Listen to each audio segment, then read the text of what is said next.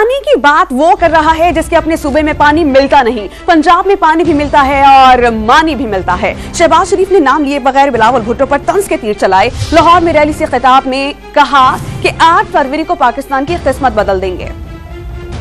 پانی کی بات وہ کرتے ہیں جن کے اپنے صوبے میں پانی نہیں ملتا. وہاں پر پانی نہیں ملتا, یہاں پر پانی بھی ملتا اور مانی بھی ملتی ہے. اللہ تعالیٰ کے فضل 8 تاریخ کو ایک پاکستان کا تاریخی دن ہوگا. اس لیے پاکستان کی قسمت کو بدلنا ہے.